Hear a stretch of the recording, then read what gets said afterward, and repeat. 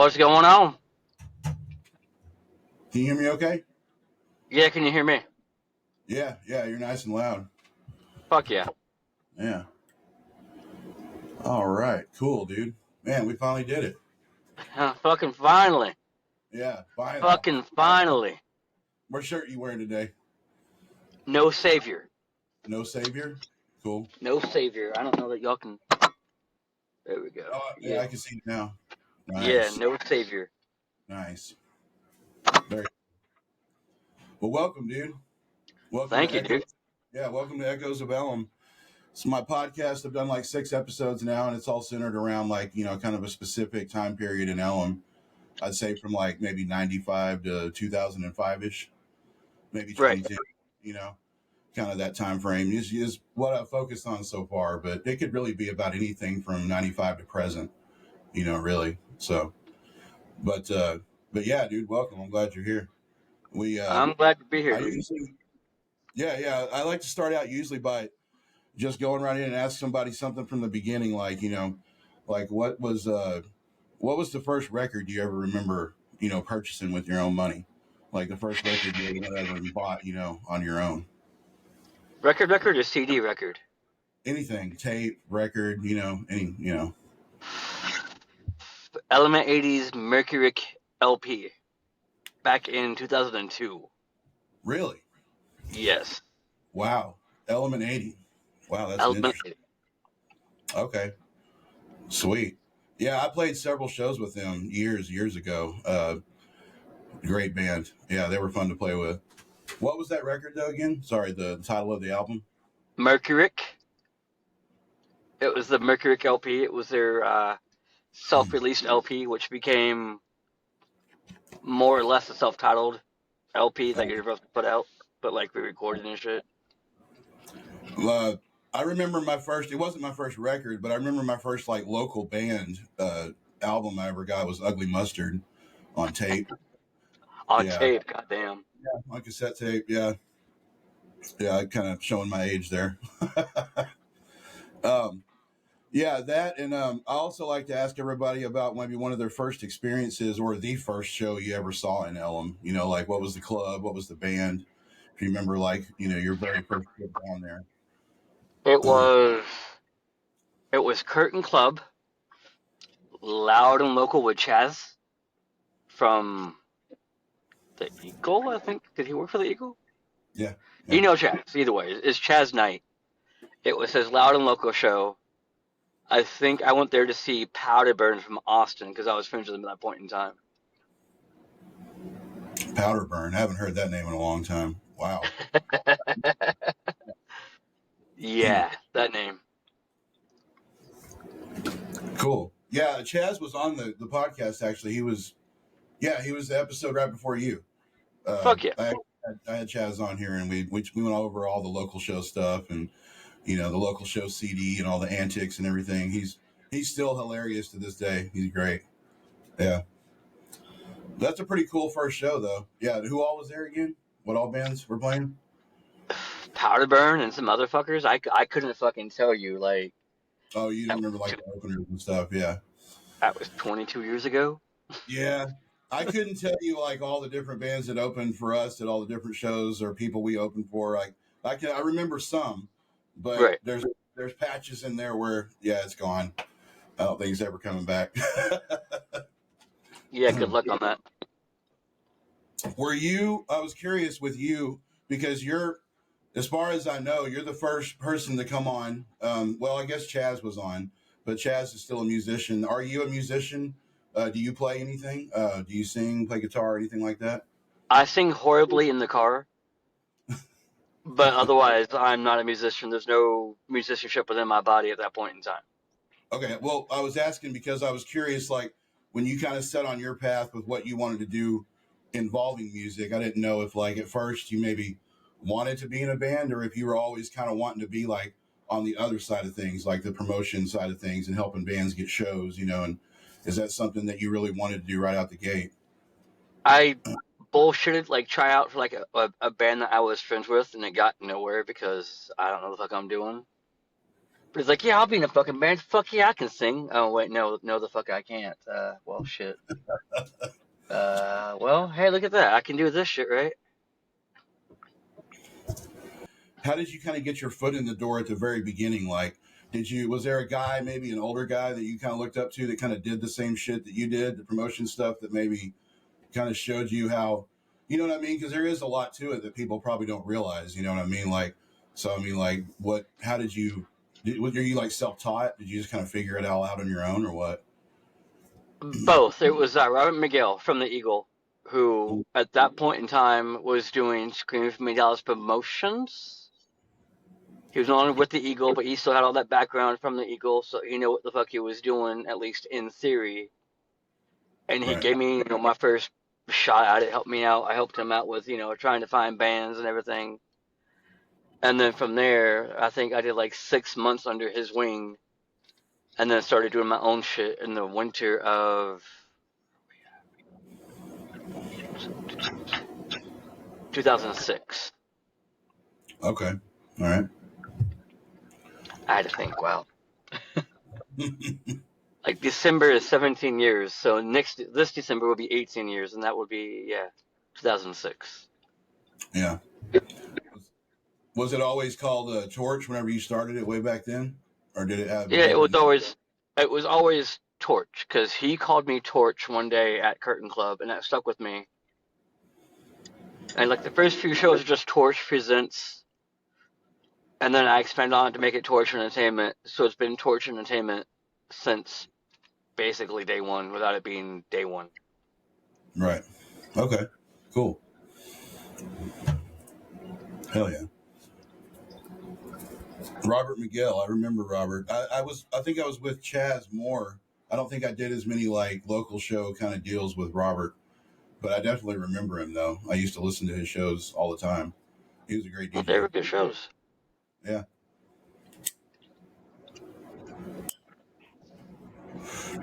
Um, so what who are some of your favorite like local bands? I'm curious. Like, I know it's hard to, I don't want to say favorite, but like, like in regular rotation for you. I saw Course of Empire. I saw that you were listening to them the other day. I was like, man, that's sweet because those guys were awesome. Always great percussion and stuff in that band. The whole band was great, but percussion always really stood out in Course of Empire to me. Of course, Empire, I never got to see them live, unfortunately. Really? By the time that I got involved, they were backburnered. Like they were kind of doing their own. Like I met Chad over at Curtain Club after he came into the mix, and I knew of the band. Like I've heard of the band, but I never got to see the band. So they've been in rotation. Obviously Element 80. Yeah. Obviously fucking Lame, which is Lame. Yeah. lame. Which had the best, worst marketing behind them ever because Lame is lame. And if you're just a random motherfucker, you're like, the fuck are you talking about? I was a big fan of Frolic and Christian Sly. And then Bless the Broken, Never Set was huge for me. Fucking Redefine, who is still luckily fucking going at it. God damn. Black Tie Vendetta from Greenville, Dallas now, but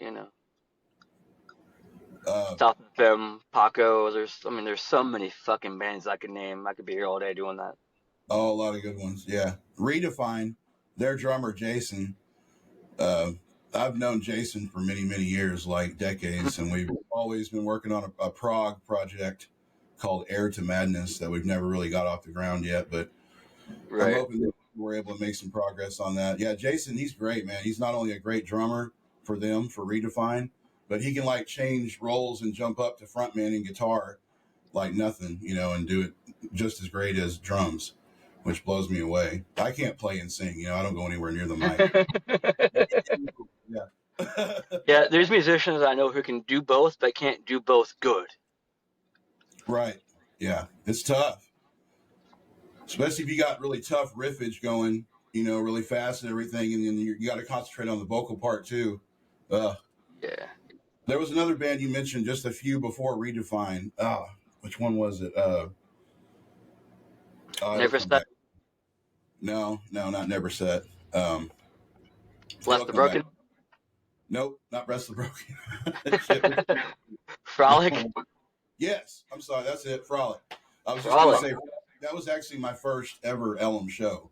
And Jason from Redefine was actually the one who took me down there, kind of drug me down there. I was only like 16 or 17 at the time. And I went down there and we saw Frolic, and I think it was at Trees. Yeah. Frolic at Trees. It's a great show. I was blown away by it. That was kind of what got me hooked and made me want to keep going down there and play shows of my own. Yeah. I miss Ellum a lot. I was there not long ago, but it's a fucking different creature now than what it used to be. Have you ever kind of gone in the production side of things with any bands and like, gone in with them when they recorded albums and kind of helped them and get, maybe not even on the recording side of things, maybe like on like getting packaging done and the artwork and all that kind of stuff. Do you ever go in and help them with any of that? I worked with a band called Saint to Slave out of the Quinlan area, Mm-hmm. and I helped them get their first EP done. Like they had I went to a then friend's house to do it with them, and I was just there. Like I'm not involved, but I'm here to help you out. Like you need to bring in shit for you, I will. Yeah. And there was a mix up on the tracking of it, so like we bought a whole bunch of CDs, got it produced, and it's like, wait a minute, song 2 and 4 should have been 4 and 2. We go back and like redo the tracking on that shit, and it fucked everything up, but we got it done. And then Cy Harris out of Irving/Dallas, I got them in with Regis of at that point in time, I believe he was with Secret of Boris, but he might have been with Immense. He's been in so many fucking bands, it's hard to say. I And like I got Secret. them just like in touch with each other, like, hey, this is my guy Regis, will take care of you. These are my Right. dudes, take care of them. Man, those steps are important, man. They really are, because, just knowing the right people a lot of times, or having a friend that knows the right person. I mean, that helps tremendously. Because, like I said, a lot of us are so bad at that side of that, those things, like so introverted sometimes. I So, like to I like to think that I can, get you where the fuck you need to be. If it's something that I can't do, somebody I know can do it for you. right. Yeah.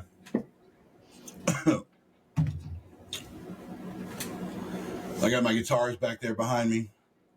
Yeah. Got my two Paul Reed Smiths. Got a Dunable here for drop heavy stuff. Then I got my two acoustics, a 6-string acoustic and a 12-string. Ooh. I upgraded to a Kemper recently too, man. That Kemper is insane. It's like the nicest amp I've ever played on, and the way that it profiles other amplifiers and mimics them, replicates them perfectly. It's insane. No, I mean, I'm used to just having a regular old plug it in and go tube amp, but this thing is like crazy. It's able to replicate any amplifier, and it replicates it well, like really well. It sounds just fucking like it, like you can have I like this pedal board right here. It's got a Marshall queued up, a Mesa. It's got a fucking crank, just like Dimebag. I've got Dimebag's rig queued up right here. Hmm. I mean, it's sweet. Yeah. Speaking of Dimebag, I mean, golly. Well, God. did you ever get to meet him when in Ellum? Like, because I know he was I always. met him.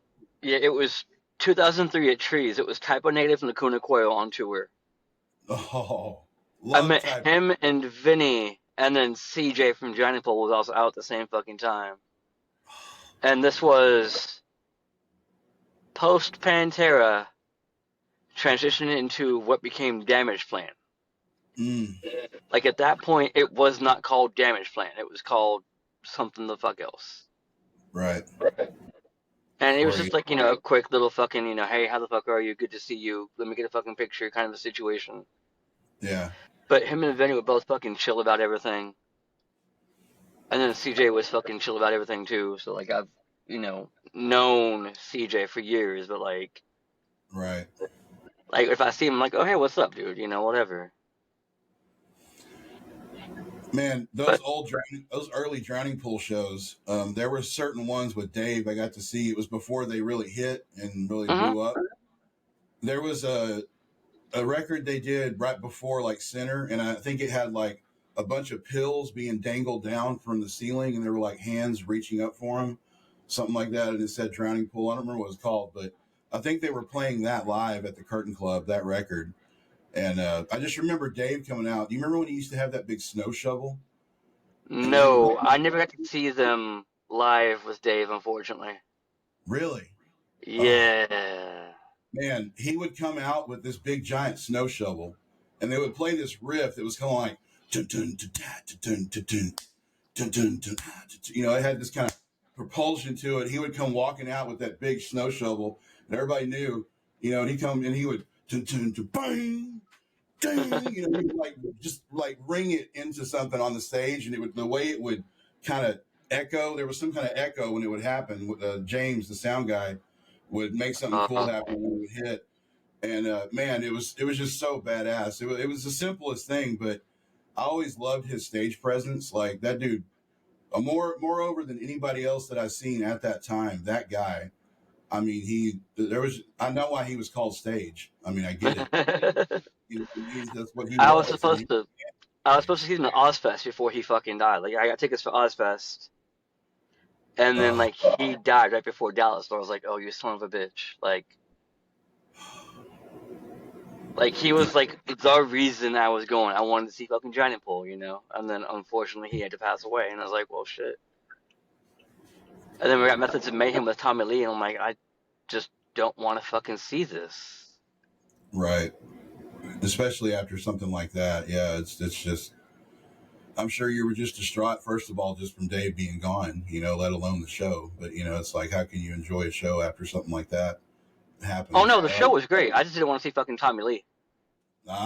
Okay. I Like never I really just been did not. on I didn't through. care for that band. Right. That was when Tommy Lee tried to slide into new metal, right? Like he tried to, like Vanilla Ice did it too. They both tried that. Tried to, hey, let's just try to notch our way right into new metal here.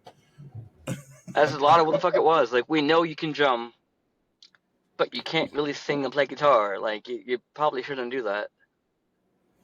But you know, he tried. But Oh, Justin Watkins. yeah, you know, Justin, he was on here too. He was episode 5. I think you're Yeah, episode 7. Yeah. yeah. He was with Down to Zero when I met him, but I knew of his other projects. Okay. Okay. Those guys down to zero basically took that band and now it's that band except the new guitar player, which is me, and we're Right, called Burn the Negative. right. So that's what we're working on. It's me, Justin, Michael Norwood, and then Jacob, the drummer for Down to Zero. Yeah. Yeah. So and they're great players, man. They're so fun to play with. Like, and we've got this high energy metal music. Within 1 year, we wrote 12 songs together. I mean, it just like clicked, you know. I mean, the first day we walked away with like 2 songs. But yeah, sorry. Down to No, you're Zero. good. Yeah, did you? I never got to see Down to Zero. I wasn't hanging with Justin around that time, and I wish I could have seen them. Did you get to see him quite a bit? I booked a couple of their shows for them, and then my boy Big Anthony booked a couple of their shows for them as well. So like I was always around. Yeah. Uh, Justin always references a Full Devil Jacket show that they played. I don't know if you remember that one where they played with Full Devil Jacket. Does that ring a bell? Yeah, Yeah. I was not at that one, but I heard things. That's funny. Um, but yeah, that night that Dave got on stage and sang with us, apparently, from what I was told, I didn't see him there, but I was told from many of my friends that Daryl was at the bar that night. I think with like CJ, and Yeah, Daryl would come. I know Daryl would kind of sneak in like that and come and watch just random Ellum bands. You know, he'd come in and kind of just go over, sit at the bar, and just watch bands all night. You know, I saw him. I did see him several times, like in the early 2000s, around like 2001, 2, and 3. I saw him numerous times at Curtain Club. Uh, I was always too scared to go up and say something to him though, because man, the guy was my guitar hero.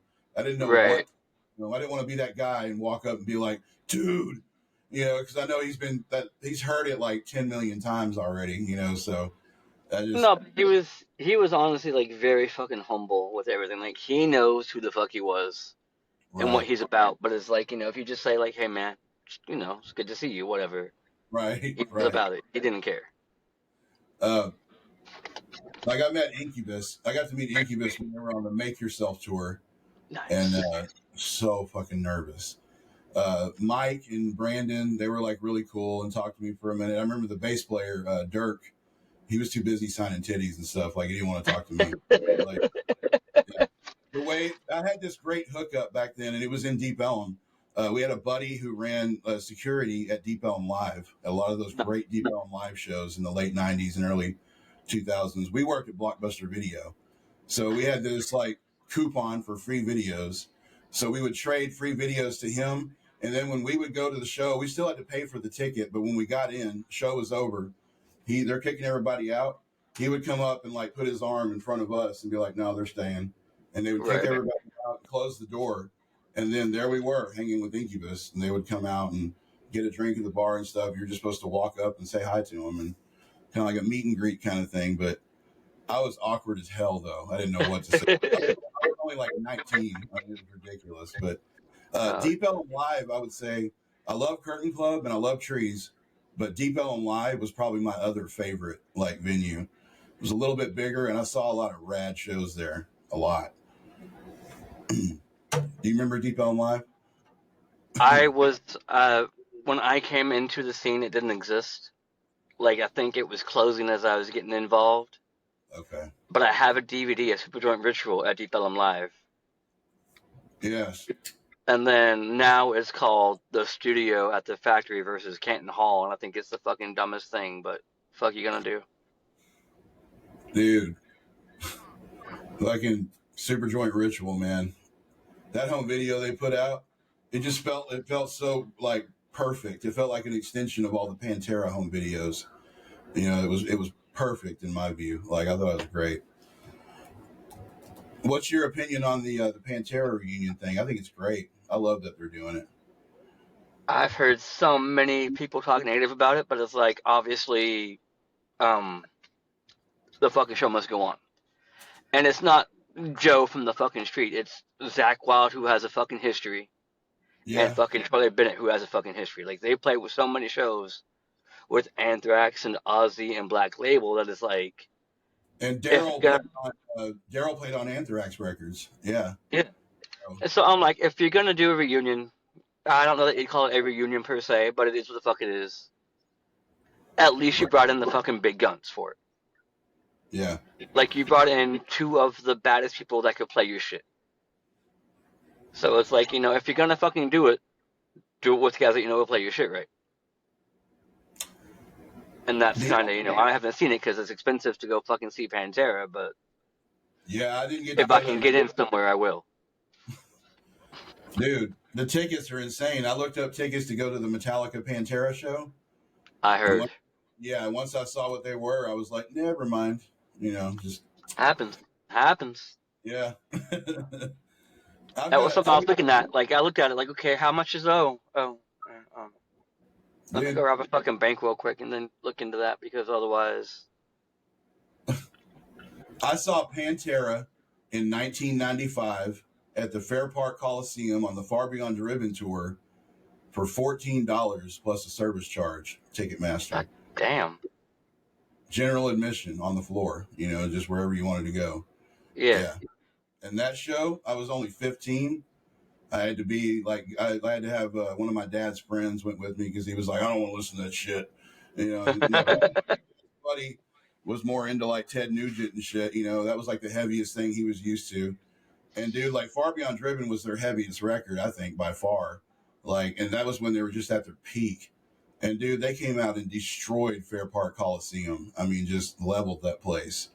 Like those pits were insane. Like 3 pits running at all times, and it was a ice hockey arena, and they started Yeah. pulling up.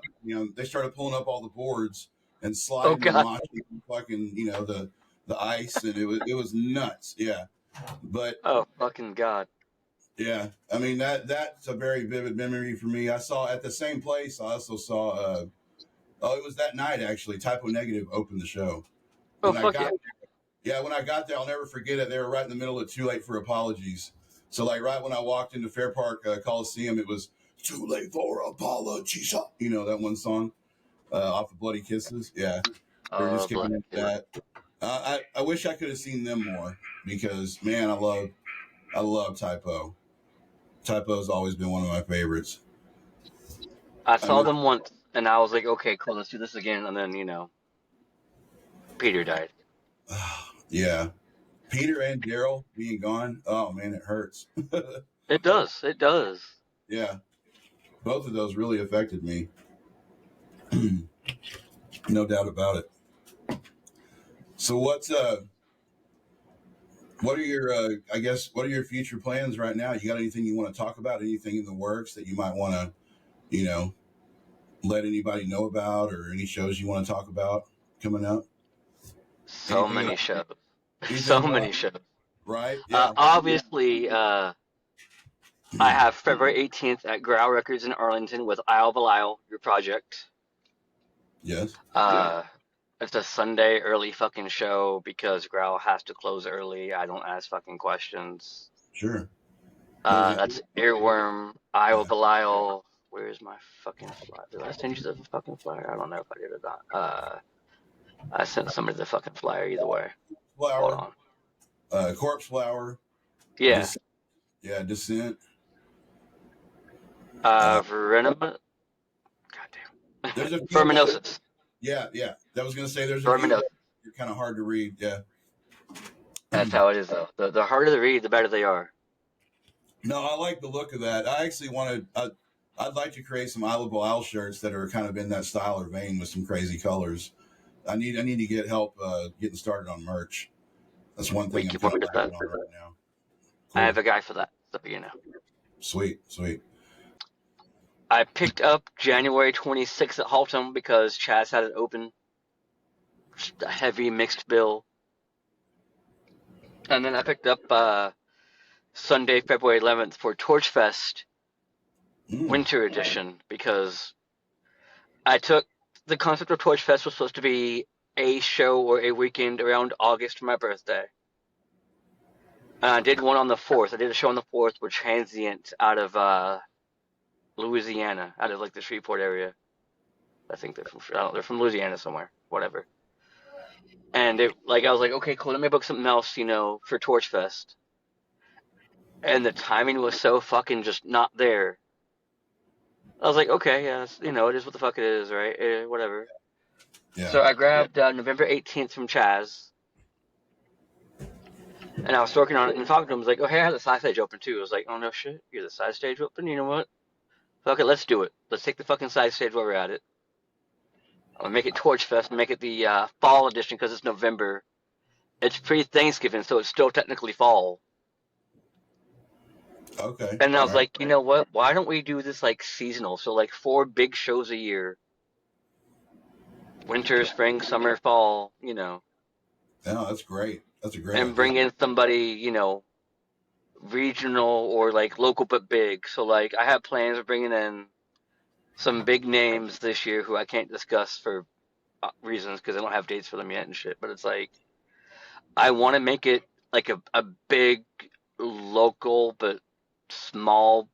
Like Haltom holds like 1,200 people. Yeah. So it's like, let me put something in Haltom where I can back it the fuck out. Have a fucking good time doing it. Sweet. And like my expenses for that are so fucking cheap that I can do everything I need to do and pay everybody fucking great at the same fucking time. Yeah.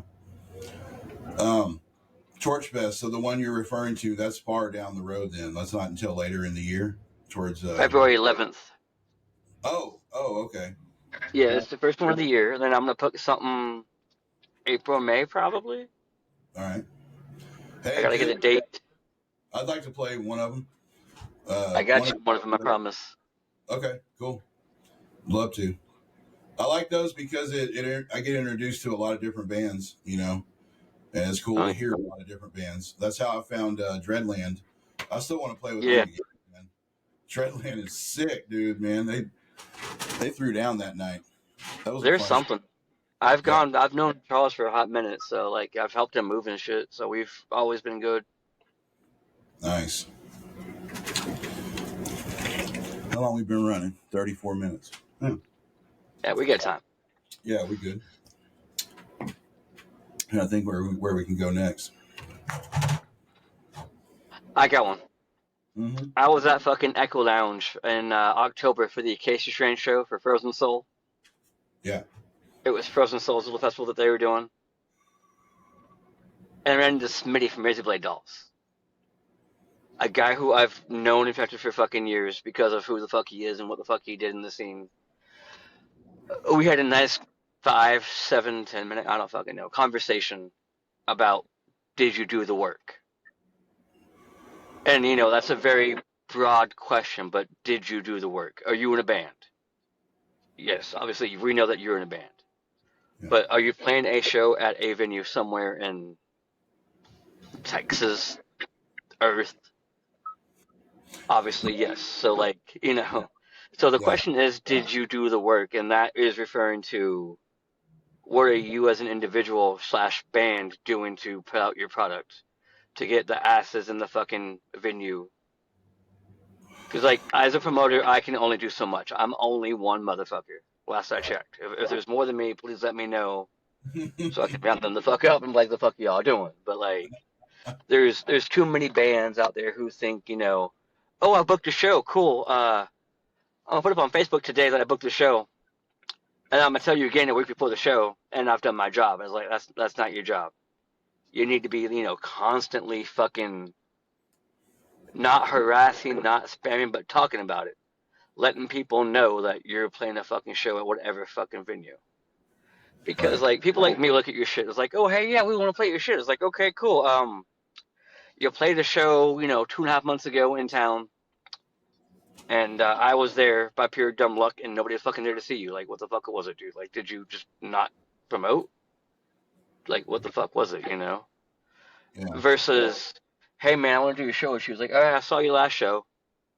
I saw that you hustled the fuck out of it. I saw flyers for you specifically at the fucking venue.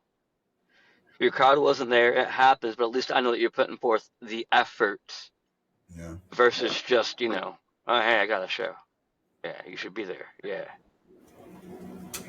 So, and again, this was me and Chris from Razor Blade Dolls just talking over a fucking beer, just like, did you put in the work? And if you didn't, why the fuck not?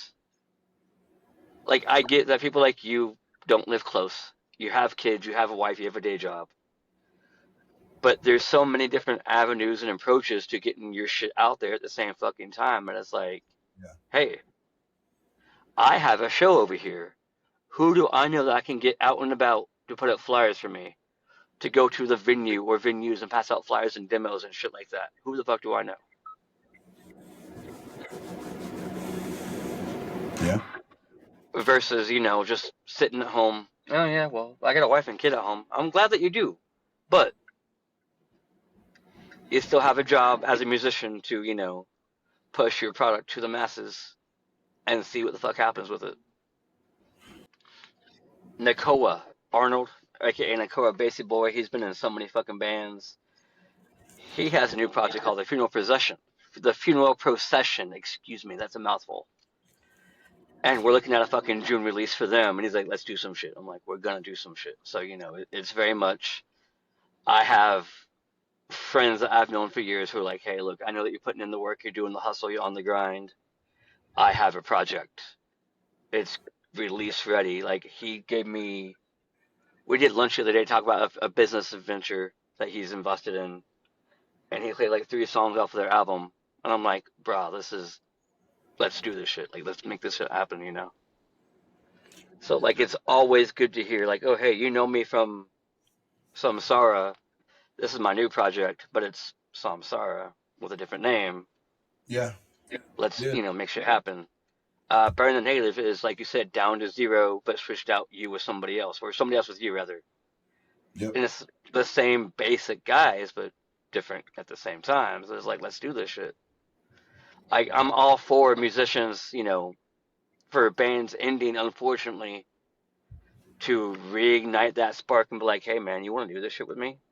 Like, he can't make it. He can't commit to it. It is what the fuck it is.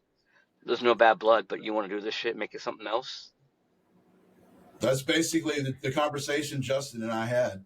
I was like, hey, because we initially tried to bring back our old band Outlet, bring that band back together, but that failed. So we were like, well, fuck it, let's just me and you do something new.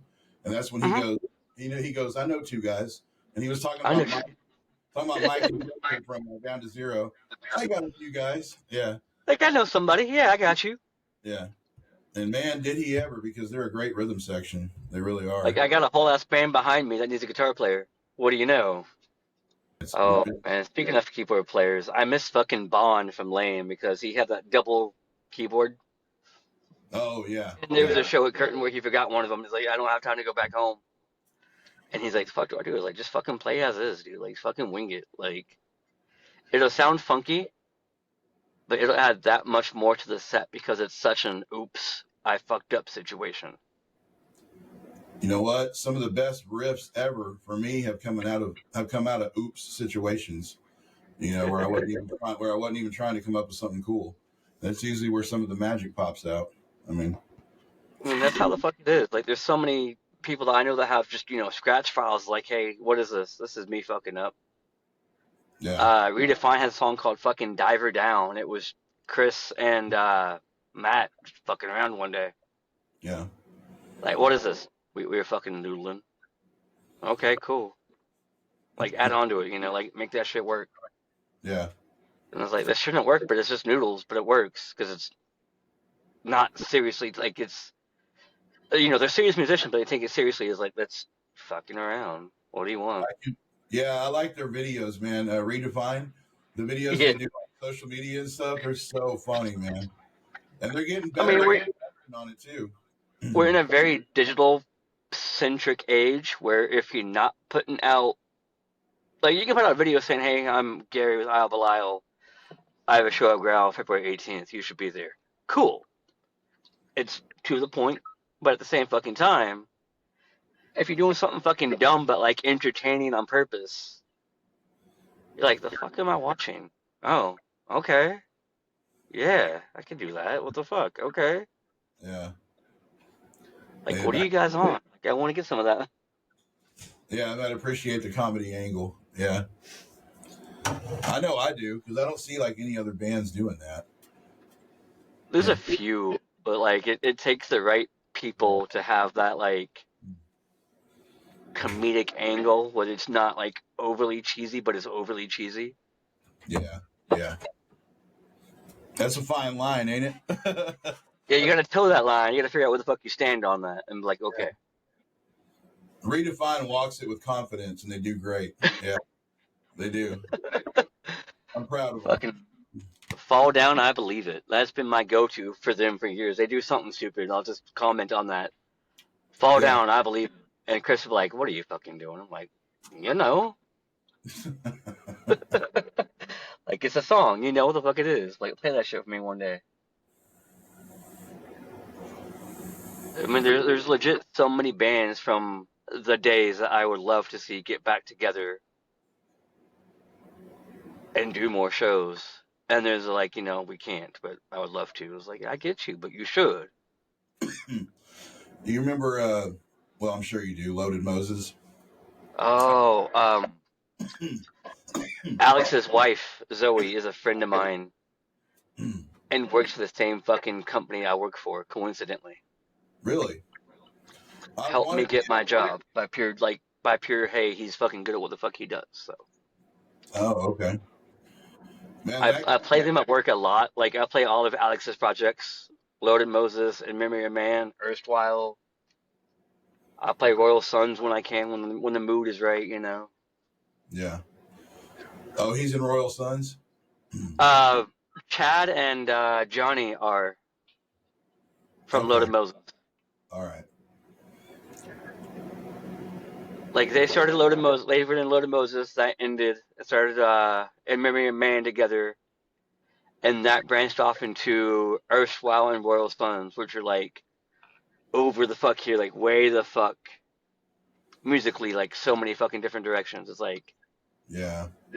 one's like old school Southern rock, and then Erstwhile is like more attuned to what Loaded Moses was doing. Erstwhile, that's got a buddy of mine in it too. The guitar player Sam McCrory. Yeah. Oh, big old Sam, Negative Sam. Yeah, I know him from the Low Gear days when he was in Low Gear, and we would Sam, I am. Low Gear and Samsara would play a lot of shows together. So yeah, Yeah, he's back in Low Gear actually, yep. or at least he was when I saw him play last. I think Low Gear might be writing or hiatus or some shit. I don't fucking know. You know how that Dude, shit goes. that track they did recently, the cover Mexican Radio, that shit was dope, dude. It sounded so cool. I thought it was catchy as hell. I liked it. Did you hear that? Their cover of that? I'm pretty sure I fucking did. I'll listen to it again if I need Look to. it up though, man. The drums on it are really cool. Like the percussion idea on that they decided to go with is actually really cool. Yeah. And Sam's Yeah. guitar sound killer. Sam's got a nice home studio going on. He's always posting pics of it. He's got it all set Oh no, up. he just moved into his fucking new house not long ago and like got everything that he could in there. I was like, that's if you're gonna spend that money, go big because this is Texas. Right. Yeah. Shit, my studio is like a little pantry. It's tiny in here. It But for you, it's all you fucking need, honestly. is, yeah. I'll be able to graduate to at least a bedroom here pretty soon. One I day. got, I got a kid going off to college, so I'm like, Yeah. I turn that room into a studio. Once he's gone, once he's out the house, it's yours. Fuck it. Yeah. Got one in the Navy already, Oof. but second one is leaving this summer. My daughter, she's going out. So, yeah, my son's doing really good in the Navy, though. I'm super proud of him. He's kind of blown me away because all he did before he left was play video games. So he went from that to boot camp. So I'm like, damn, all right. Yeah. He's still young though. So Sometimes it. Sometimes that's what it takes, though. Like that boot camp experience can fucking make you or break you. yep, absolutely. Yeah, dude. When it comes to Ellum, man, like I mean, I didn't really venture to too many different places. I Right. Right. had like Curtin, and then Mhm. we go over down to the other street, Elm or whatever, and go down to Trees Yep. and Galaxy. You know, we had Oh, Galaxy Galaxy. to go to, yeah. And you had Galaxy. Braxton Henry ran sound at Galaxy, and then James from Porn Lab, he ran sound at Curtain Club. Do you remember Porn Yeah. Lab? Yeah. I know the band Porn Lab. Oh man, Porn Lab, another badass band. One of my personal favorites. Yeah, James was there for a hot minute, then he had some issues with the venue and left, and Chad came in from Course of Empire. Ah, that's right. I forgot Chad came in after that. Yeah, they had that place sounded so good, man. I mean, God, So yeah, the shows there. I mean, God, I even saw Nickelback in there one night way back. good. I'm so sorry. I know. But no, they actually sounded really good. And Chad Kroger was super nice to everybody at the bar. I mean, he was a nice guy. But Well, that's yeah, good. that's what all I can say about Nickelback is they at least sounded good. You know, even way back then. Sometimes that's all you can say. Yeah. Uh, Deep Ellum live shows that I saw in a certain small frame of time. Ultra Spank, Static X, Mudvayne, Ooh, uh, Kitty, Kitty. Factory, Ooh, yeah, Factory 81, Head PE, Nothing Face. I saw Head PE at Trees not, well, forever ago, it seems like. And when I Nothing. saw Mudvayne, it was for LD50. It was on. They were still on that touring Yeah, site. Yeah. that initial tour. Fuck yeah. Oh, yeah. Those were some great shows. Slipknot down there, at Deep Ellum Live, and they were ridiculous because there were so many of them on that little bitty stage. Yeah. Uh, I bet they hated that, but I'm sure they had fun at the same time. right. Yeah. Static X was great there. 6 Feet Under. Saw Danzig there. Uh, Disturbed actually before they were, like right when they were starting to get big. I saw them there. I got a story for you.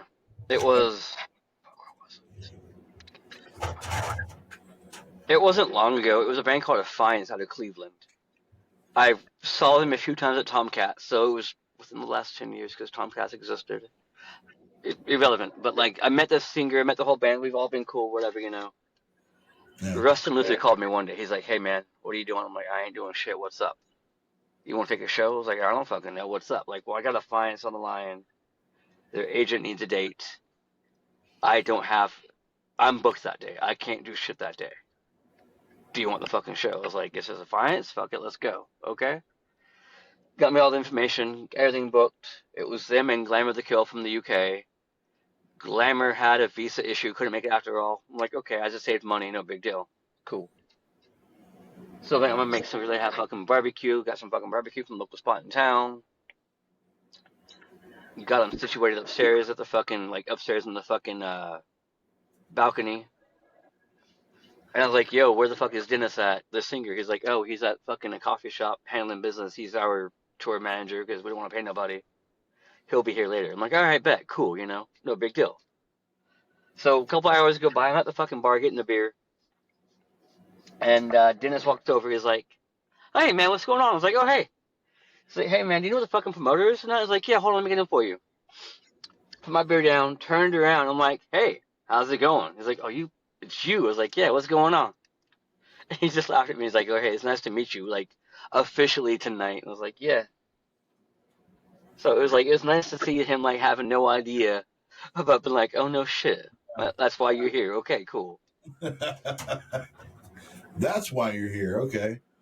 That makes sense. Okay, yeah. Like, what do you want? You know, let me take care of it for you. Shit, it all makes sense now. Doesn't it, though? Yeah. Man. But yeah, I think I don't know. I want to go down and check out Ellum, but I'm almost like a little bit afraid to. I don't even want to see what Curtain Club looks like now. I've heard it's like a fancy restaurant or something. It's like a fancy Asian chicken joint. Oh, all right. Yeah. Man. Trust me, I don't like to see it when I get down there. I was like, All right. Well, the snow shovel, Dave, with the snow shovel I was talking about earlier, and Drowning yeah, Pool. That's where that happened at Curtain Club. So that's what yeah. that is now. It's a restaurant now. Man, I die a little inside thinking about that. I think Uh, anybody who went down there like often and actively dies every time they see that shit because it's like this used to be Curtain oh, Club. This used to be the fucking spot. right.